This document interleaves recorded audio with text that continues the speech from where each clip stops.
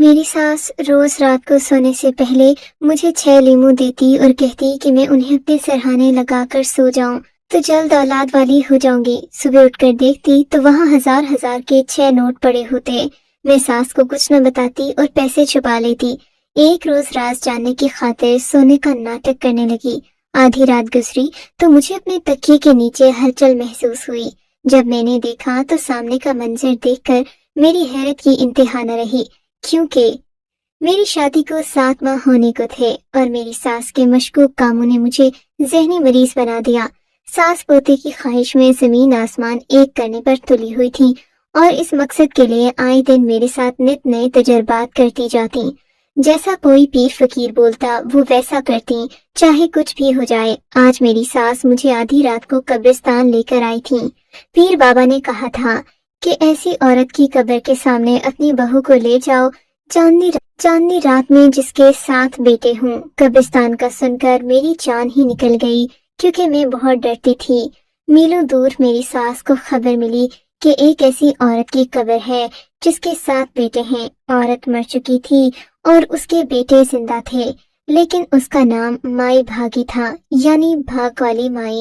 میں ڈری سہمی اب مائی بھاگی کی قبر کے سامنے بیٹھی تھی اور میری ساس میرے سر پر 7 مرچیں وار کر کے چلانے لگی۔ ایک تو آدھی رات اور قبرستان، اوپر میں ہم 2 تنہا عورتیں۔ پیر بابا نے کسی مرد کو ساتھ لے جانے سے منع کیا تھا۔ ساس یہ عمل کرنے کے بعد مجھے گھر لے آئی۔ پیر بابا نے کہا تھا 1 مہینے میں کامیابی ملے گی، لیکن ایسا کچھ نہیں ہوا۔ یہ کوئی پہلا عمل نہیں تھا۔ میری شادی کو 7 ماہ گزر چکے تھے۔ ان 7 ماہ میں میری ساس نے 7 مختلف پیر بابا سے 7 الگ الگ عمل کروائے تھے۔ میرے شوہر کی یہ دوسری شادی تھی۔ ان کی پہلی شادی سے کوئی اولاد نہ تھی۔ جب میرے شوہر کی پہلی شادی کو 8 سال گزر گئے تو میری ساس نے میرے شوہر کی پہلی بیوی کو بانجھ کا لقب دے کر گھر سے نکال دیا اور سارے گاؤں میں مشہور کروا دیا کہ ڈاکٹر نے کہا ہے ان کی بہو بانجھ تھی۔ خیر، میری ساس گاؤں کی چودراہن تھی۔ چودھری صاحب یعنی میرے سسر کا انتقال ہو چکا تھا 2 سال پہلے۔ میرے گھر میں ساس کا بہت روب دبدبا تھا۔ میرا تعلق ایک غریب گھرانے سے تھا، اور جب چودراہن اپنے اکلوتے بیٹے کا رشتہ لے کر میرے گھر آئیں تو میرے والد نے فوراً ہاں کر دی۔ میرے گھر میں بوڑھے والدین کے علاوہ میری 4 چھوٹی بہنیں تھیں جو اسکول اور کالج میں زیر تعلیم تھیں۔ ایک بیمار بھائی تھا جس کا علاج پیسے نہ ہونے کے باعث رکا ہوا تھا۔ میں بہت حسین اور کم سن تھی۔ رئیس میرے شوہر مجھ سے عمر میں 10 سال بڑے تھے۔ میں 18 کی تھی اور وہ 28 کے، لیکن وہ بہت خوبصورت تھے اور ہماری جوڑی خوب جچ رہی تھی۔ ویسے تو سب ٹھیک تھا، لیکن میں ساس کی وجہ سے پریشان تھی۔ ساس کو لگا جیسے ہی وہ اپنے بیٹے کی دوسری شادی کروائے گی تو جلد ہی اولاد کی خوشخبری ملے گی۔ اب جب کہ ہماری شادی کو 8واں مہینہ آن پہنچا اور کوئی خوشی کی خبر نہ آئی تو ساس تو جیسے پاگل ہونے لگی۔ اوپر سے رشتہ داروں اور گاؤں والوں نے پوچھ پاچھ کر ساس کو مزید پاگل کر دیا۔ اب تو مجھے بھی پریشانی ہونے لگی کہ آخر کیا ماجرا ہے، کیا میں بھی بانجھ ہوں؟ میری ذہنی اذیت میں اضافہ ہونے لگا۔ ساس مجھے شہر لے گئی ایک بڑے ڈاکٹر کے پاس۔ ڈاکٹر نے نہ جانے کیا کہا۔ ساس نے مجھے کچھ نہ بتایا۔ میں نے ڈاکٹر سے پوچھا تو انہوں نے کہا کہ 2 سال تک اولاد نہ ہو تو بانجھ کا فتویٰ صادر نہیں کرنا چاہیے، بلکہ 2 سال بعد علاج کرنا چاہیے۔ لیکن میری ساس کو علاج سے زیادہ پیر بابوں پر یقین تھا۔ میری ساس ڈاکٹر کو سلواتے سناتی ہوئی واپس مجھے گاؤں لے آئیں اور پھر سے اپنے دیسی ٹوٹکے مجھ پر آزمانے لگیں۔ ایک رات میری ساس میرے پاس آئیں۔ میں نے دیکھا ان کے ہاتھ میں لیمو تھے۔ بہو، یہ پیر بابا کے دم کیے ہوئے لیمو ہیں، انہیں تکیے کے نیچے رکھ کر سونا اور ساری رات ان کی طرف نہ دیکھنا۔ پیر بابا روزانہ 6 لیمو دیں گے۔ 1 ماہ تک یہ عمل کرنا ہے، مگر رات میں جاگ کر ان کو نہیں دیکھنا، اور جیسے ہی صبح ہو ان کو نچوڑ کر ان کا شکنجبین بنا کر پینا، کچھ بھی کھانے اور پینے سے پہلے۔ میں نے ساس کی بات پر حیرت سے دیکھا، کیونکہ میں چائے سے پہلے پانی بھی نہیں پیتی تھی۔ اب میں کیسے صبح اٹھ کر لیمو کا شربت پی سکتی تھی؟ میں بستر پر ہی چائے پینے کی عادی تھی، اس کے بعد ہی جا کر صحیح سے میری آنکھ کھلتی تھی۔ اماں، آپ میرا علاج کروائیں کسی اچھے ڈاکٹر سے، میں ان ٹوٹکوں سے تنگ آ گئی ہوں، میں نے بیزاری سے کہا تو ساس آپے سے باہر ہو گئی۔ انہوں نے مجھ پر بہت غصہ کیا۔ میں ڈر گئی تھی۔ میں نے آرام سے لیمو لے لیے اور اپنے تکیے کے نیچے رکھ کر سو گئی۔ مرتی کیا نہ کرتی کی بات یاد آئی۔ مجھے لگا کہ ان 6 لیمو کا جوس بنا کر پینا ہے۔ میں نے جیسے ہی تکیہ اوپر کیا تو میری حیرت کی انتہا نہ رہی کہ وہاں 6 لیمو کی جگہ 1000 کے 6 نوٹ پڑے ہوئے تھے، یعنی کہ 6000، اور لیمو وہاں سے غائب تھے۔ میں نے وہ پیسے اٹھائے اور دیکھا کہ کیا یہ اصلی نوٹ ہے، ہاں یا نکلی۔ وہ نوٹ 100% اصلی تھے۔ اپنے پھٹی پھٹی آنکھوں سے ان پیسوں کو دیکھ رہی تھی اور سوچ رہی تھی کہ ساس کو بتاؤں کہ نہیں۔ اتنے میں دروازہ کھلا۔ میں نے فوراً سے وہ نوٹ تکیے کے نیچے چھپا لیے۔ میری ساس اندر آئی اور پوچھا کہ لیمو کا جوس پیا؟ میں نے اس بات میں سر ہلا دیا اور ان پیسوں کے متعلق کچھ نہ بتایا۔ میری ساس چلی گئی تو وہ پیسے میں نے الماری میں چھپا لیے۔ پھر باقی کا سارا دن میں ان پیسوں کے بارے میں سوچتی رہی۔ شام کو اپنی امی جان کے گھر گئی۔ وہاں کے حالات غربت کی وجہ سے برے تھے۔ مجھے وہ پیسے یاد آئے۔ میں نے سوچا کہ وہ پیسے میں امی کو دے دیتی ہوں۔ میں گھر آ گئی اور سونے کے وقت پھر سے میری ساس 6 لیمو لے آئی۔ اگلی صبح میں نے پھر دیکھا، پھر سے لیمو کی جگہ 6000 کے نوٹ رکھے ہوئے تھے۔ میں خوش ہو گئی کہ یہی روزانہ مجھے ان کی جگہ 6000 نظر آئیں گے۔ میں نے وہ پیسے بھی چھپا لیے۔ میں وہ پیسے امی کو بھجوا دیتی۔ میں چپ ہو گئی تھی، بالکل کسی سے کچھ نہ کہا۔ اب روز صبح ایسا ہونے لگا۔ میں سمجھی یہ پیر بابا کی کوئی کرامت ہے۔ پھر ایک دن میں نے سوچا کیوں نہ پتہ لگایا جائے کہ یہ سب کیسے اور کیوں ہو رہا ہے۔ ہر انسان کی طرح مجھے بھی تجسس تھا۔ میں نے فیصلہ کیا کہ آج رات میں جا کر دیکھوں گی کہ یہ سب کیسے ہو رہا ہے۔ میں سوئی نہیں، سونے کی اداکاری کرتے ہوئے آنکھیں بند کر لیں۔ کافی دیر بعد مجھے محسوس ہوا تکیے کے نیچے ہلچل ہو رہی ہے۔ میں نے دیکھا نیم اندھیرے میں مجھے میری ساس پیسے رکھتی ہوئی اور لیمو اٹھاتی ہوئی نظر آئیں۔ کمرے میں نیم اندھیرا تھا مگر میں پہچان گئی کہ یہ میری ساس ہی ہے۔ میرے شوہر بھی گہری نیند سو رہے تھے۔ یہ دیکھ کر میں تو جیسے حیرت کے سمندر میں ڈوب گئی۔ ساس آخر ایسا کیوں کر رہی تھی؟ اس سوال نے میرا سکون چین سب چھین لیا۔ اب اگر میں ساس سے سوال کرتی اس کے متعلق تو وہ مجھ سے پوچھتی کہ میں نے اتنے سارے پیسے کہاں کیے۔ میں ان کو کیسے بتاتی کہ وہ پیسے تو میں اپنے والدین کو دے چکی ہوں۔ میں نے اپنے ہونٹ سی لیے اور ساس سے کچھ نہیں کہا۔ پھر مجھے لگا کہ دال میں کچھ کالا ہے۔ سارا مہینہ یوں ہی گزر گیا۔ میں پیسے اپنے گھر والوں کو دیتی رہی۔ پھر مہینے کے آخر میں میری ساس نے سارے گاؤں میں منادی کروا دی کہ میری بہو امید سے ہے۔ یہ سن کر میرے شوہر خوشی سے نہال ہو گئے اور مبارکباد دینے والوں کا تانتا بند گیا۔ میں حیران اور ششدر تھی ساس کی اس حرکت پر۔ میں ان کے پاس گئی اور ان سے کہا، اماں آپ نے جھوٹ کیوں بولا؟ میں تو امید سے نہیں ہوں۔ میں نے کہا تو ساس کا غصے سے لال ہو گیا۔ بہو اپنی زبان کو یہیں پر تالا لگا دو اور جیسا میں کہتی ہوں ویسا ہی کرو، ورنہ میں سب کو بتا دوں گی کہ تم نے میرے پیسے اپنی ماں کو دیے جو میں تکیے کے نیچے رکھتی تھی۔ ساس کے اس انکشاف پر میں حیران ہو گئی، یعنی انہیں سب معلوم ہو گیا تھا کہ میں امی کو پیسے دیتی ہوں، اور یہ بات ضرور اسی ملازمہ نے بتائی ہوگی جس کے ہاتھ میں امی کو روزانہ پیسے بھیجتی تھی۔ شرم کے مارے میرا دل کیا کہ زمین پھٹ جائے اور میں اس کے اندر سما جاؤں۔ میں ساس کی نظروں میں چور بن گئی تھی۔ اس کے بعد ساس نے جیسا کہا میں نے ویسا ہی کیا۔ انہوں نے میرے شوہر سے کہا کہ میں آج سے ان کے ساتھ سویا کروں گی۔ اگلے 9 ماہ تک میرے شوہر رئیس کے لیے مجھ سے دور رہنا بہت مشکل تھا، کیونکہ وہ مجھ سے بہت محبت کرتے تھے، مگر ساس کے سامنے کسی کی ایک نہ چلتی۔ میں ساس کے ساتھ ان کے کمرے میں سونے لگی۔ پورے گاؤں میں یہ بات پھیل گئی کہ میں امید سے ہوں، حالانکہ میں امید سے نہیں تھی۔ مجھے سمجھ نہیں آ رہا تھا کہ میری ساس نے یہ جھوٹ کیوں عام کر دیا، مگر میں نے اپنی زبان کو تالا لگا لیا۔ ساتھ ہی میں ساس کے ہاتھ کی کٹ پتلی بن کر رہ گئی۔ میرے شوہر سمجھ رہے تھے کہ میں واقعی امید سے ہوں۔ اس طرح میری ساس نے سارے گاؤں اور دور برے کے رشتہ داروں کو مدعو کیا پوتے کی خوشی میں۔ مجھے یہ سب بہت عجیب لگ رہا تھا، مگر میری ساس نے مجھ سے کہا کہ میں بچے والی عورتوں کی طرح اداکاری کروں۔ پھر دیکھتے ہی دیکھتے مہینے گزرتے گئے۔ پیٹ بھرنے کا وقت آیا تو میری ساس نے کپڑے کے ساتھ میرے پیٹ میں روئی باندھ دی تاکہ میرا پیٹ سب عورتوں کو بڑھا ہوا لگے۔ میری ساس نے مجھے میرے کمرے میں چھپا لیا تھا۔ میں قید ہو کر رہ گئی تھی۔ پھر میرے شوہر کو ملک سے باہر بھیج دیا۔ میرے شوہر دبئی چلے گئے۔ پھر 9 مہینے گزرے تو ایک رات اچانک میری ساس نے اندھیرے میں مجھے جگایا، بہو جلدی اٹھو، हमें सुबह से पहले निकलना है शहर के लिए। मैं परेशान हो गई, मगर सास के सामने कोई सवाल करने की इजाजत नहीं थी। आधी रात को हम ड्राइवर के साथ गाड़ी में बैठकर रवाना हुए। मैं समझ गई थी कि सास अब मेरी डिलीवरी का ड्रामा करने वाली हैं। उसी रात मुझे सारा मुआवजा समझ में आ गया था।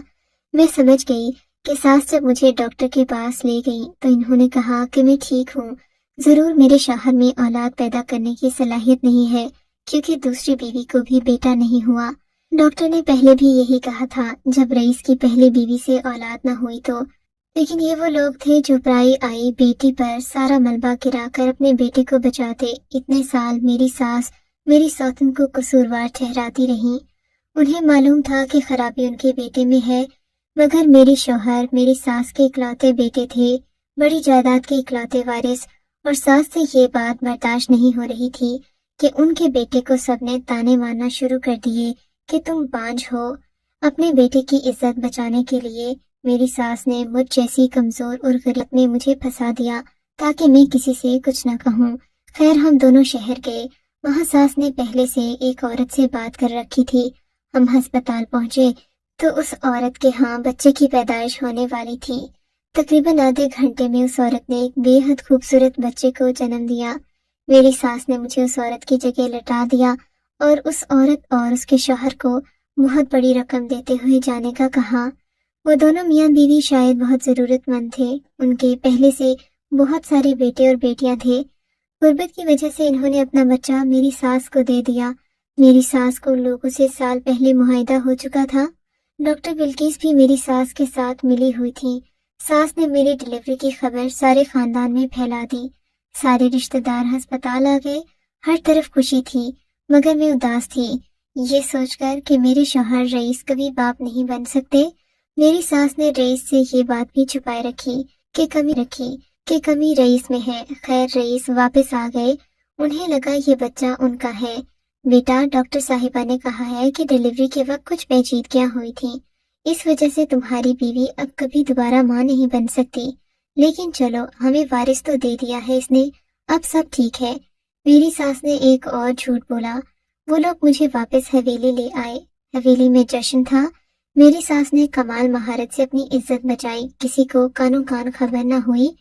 पहले तो मेरा दिल नहीं किया उस बच्चे को उठाने का। जब उस मासूम की तरफ देखा तो मेरे अंदर की ममता जाग उठी। मैंने बच्चे को उठाया और अपने दिल से अपनाया। सास ने मेरे बेटे का नाम वारिस रख दिया कि ये हमारा वारिस है। यूं देखते देखते वारिस 6 साल का हो गया। वारिस के आने से मुझे अपनी जिंदगी मुकम्मल लगने लगी। मेरी सास को वारिस में कोई खास दिलचस्पी नहीं थी। वो बस कुदरत के आगे बेबस हो गई थी। उन्हें अपनी और अपने इकलौते बेटे की इज्जत बचाना थी, सो बचा ली। अब वो मुतमईन थी, लेकिन सगा पोता न होने का दुख उन्हें अंदर ही अंदर खाए जा रहा था। एक दिन अचानक मेरी तबीयत बिगड़ गई। मुझे चक्कर आ गए। मैं गश खाकर गिर पड़ी। मेरी सास और मेरे शौहर मुझे फौरन करीबी अस्पताल लेकर गए। वहां जाकर पता चला मैं वाकई उम्मीद से हूँ। कुदरत की इस कारगरी पर मैं हैरान थी। मेरी सास खुशी से पागल हुए जा रही थी। इन्होंने मुझे शिद्दत जज्बात में गले से लगा लिया, मेरे माथे पर बोसा दिया। मेरे शौहर रईस सास से भी ज्यादा खुश हो गए। मैं समझ गई कि मैंने वारिस को दिल से अपनाया, उसे माँ का प्यार दिया। इसीलिए अल्लाह को मेरी ये नेकी पसंद आ गई और मेरा रब मुझ पर मेहरबान हो गया। मेरी भी खुशी का कोई ठिकाना नहीं था। हम घर वाले वापस आ गए। असल में मैंने हिम्मत नहीं हारी। मैंने अखबार में एक हकीम का इश्तिहार देखा था कि वो बे औलादी का इलाज करते हैं। मैंने एक मुलाजिमा को उनके पास भेजा और दवाई मंगवाई अपने शौहर के लिए। मैं रईस को बताए बगैर रोजाना दूध में वो दवाई मिलाकर उनको देने लगी, जिसकी उन्हें खुद भी खबर नहीं हुई। ये उन्हीं दुआओं का असर था। मेरे शौहर को इलाज की जरूरत थी, मगर मेरी सास ने अपनी अना की खातिर उन्हें डॉक्टर के पास जाने नहीं दिया, ये कहकर कि तुम्हारी पहली बीवी बांझ है, तुम दूसरी शादी करो। अब हकीकी मायनों में हम खुशी से सरशार थे। इतनी खुशी मैंने अपनी सारी जिंदगी में नहीं देखी। घर आकर वारिस रोने लगा तो मैंने उसे उठाया। ये मंजर देखकर मेरी सास का चेहरा गुस्से से लाल हो गया। इन्होंने वारिस को मुझसे छीन लिया और कहने लगी, खबरदार, अब जो तुमने वजन उठाया, बिस्तर से कदम भी नीचे रखा तो मेरे आने वाले पोते का ख्याल रखो। میری ساس کی اس بات پر مجھے رونا آ گیا۔ میرا وارث میری گود میں آنے کے لیے تڑپ رہا تھا، پر ساس مجھے اس سے دور کر رہی تھی۔ شوہر سے کہا کہ مجھے وارث کو اٹھانا ہے تو رئیس خاموش ہو گئے اور پھر بولے، دیکھو آسیہ، وارث پرایا بچہ ہے، اب ہمیں اپنے بچے کا خیال رکھنا چاہیے۔ رئیس کی اس بات پر جیسے میرے سر پر آسمان آ گرا، یعنی رئیس کو سب پتا تھا۔ رئیس، آپ سب جانتے ہیں؟ میں نے حیرت سے پوچھا۔ ہاں، سب جانتا تھا۔ مجھے ڈاکٹر نے بتا دیا تھا کہ میں باپ نہیں بن سکتا، لیکن اماں نے یہ بات مجھ سے کئی سال چھپائی، اور جب تم سے شادی کے بعد بھی مجھے اولاد کی خوشخبری نہ ملی تو اماں سے چھپ کر میں نے اپنے ٹیسٹ کروائے اور سب جان گیا۔ اماں نے پھر جو کھیل رچایا ہماری عزت بچانے کے لیے، وہ سب میں سمجھ گیا تھا، پر میں نے وہ سب ہونے دیا کیونکہ میں بھی اسی معاشرے کا ایک فرد تھا۔ رئیس نے کہا تو میں حیرت کے سمندر میں ڈوب گئی۔ پر رئیس، وارث میرے لیے تڑپ رہا ہے، وہ معصوم تو جانتا نہیں کہ میں اس کی سگی ماں نہیں ہوں، میں نے روتے ہوئے کہا۔ میں نے کہا نا، تم اب ہمارے اپنے بچے کے بارے میں سوچو۔ میں نے رئیس کو حکیم والی بات بتا دی تو انہوں نے کہا کہ وہ سمجھ گئے تھے کہ میں دودھ میں انہیں روزانہ کوئی دوا ملا کر دیتی ہوں، کیونکہ دودھ کا ذائقہ الگ ہوتا تھا، اور جب ہمیں یہ خبر ملی کہ ہمارا بچہ ہونے والا ہے تو وہ سمجھ گئے کہ یہ اسی حکیم کی دوا کا اثر تھا۔ خیر، میری خوشی ادھوری رہ گئی کیونکہ میرے وارث کو اب آیا پال رہی تھی۔ اب مجھے وارث کو اٹھانے، اسے کھانا کھلانے کی، اسے نہلانے کی اجازت نہیں تھی، مگر وارث کو حویلی میں رکھنا بھی میرے شوہر اور میری ساس کی مجبوری تھی۔ وہ زمانے میں ڈھنڈورا پیٹ چکے تھے کہ وارث ان کا اپنا خون ہے۔ میرے شوہر کو وارث سے محبت تھی، وہ اس کے ساتھ کھیلتے، مگر مجھے وارث کو اٹھانے نہ دیتے۔ پھر وہ وقت بھی آ گیا جب میرا اپنا بچہ اس دنیا میں آ گیا۔ سب خوش تھے، میں یہ سوچ کر خوش تھی کہ اب میں وارث کو اٹھا سکوں گی۔ وہ معصوم میرے لیے تڑپتا تھا، میں اس کے لیے، یہ میرے رب کے سوا کوئی نہیں جانتا تھا۔ پیدائش کے فرمائش میں نے رئیس سے یہی کی کہ مجھے وارث کو اٹھانا ہے۔ اپنے بیٹے کی خوشی میں میرے شوہر نے وارث مجھے دے دیا، خود اپنے سگے بیٹے کو اٹھا لیا، مگر پھر میری ساس نے کہا کہ میں اپنے سگے بیٹے کا خیال رکھوں۔ میرے سگے بیٹے کا نام حارث رکھا تھا۔ وقت گزرتا گیا اور میرے دونوں بچے جوان ہو گئے۔ وارث کے ساتھ میری ساس کا رویہ تلخ سے تلخ تر ہوتا چلا جا رہا تھا۔ وارث ہر وقت اداس رہتا، اس کی اداسی مجھ سے دیکھی نہیں جاتی تھی۔ پھر ستم یہ کہ شادی کے لیے وارث اور حارث کو خاندان کی ایک ہی لڑکی پسند آ گئی۔ اس لڑکی کا نام ثانیہ تھا، وہ رئیس کے ایک رشتہ دار کی بیٹی تھی۔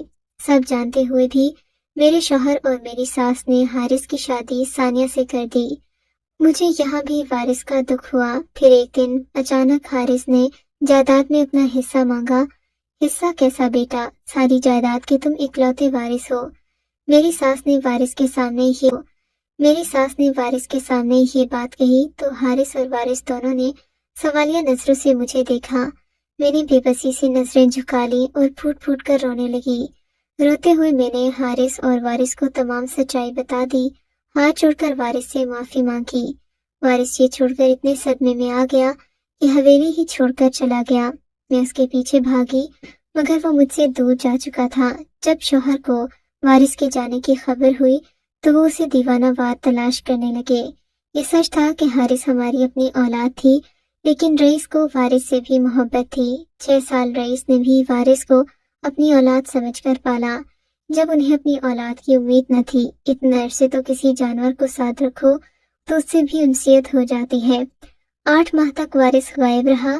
میں اور رئیس اس کی جدائی میں بیمار ہو گئے۔ جب رئیس کو بھی احساس ہو گیا کہ اپنی اولاد اپنی ہو یا گود لی ہوئی، محبت تو ہوتی ہی، اس بھی وارث کے لیے پریشان ہو گئیں۔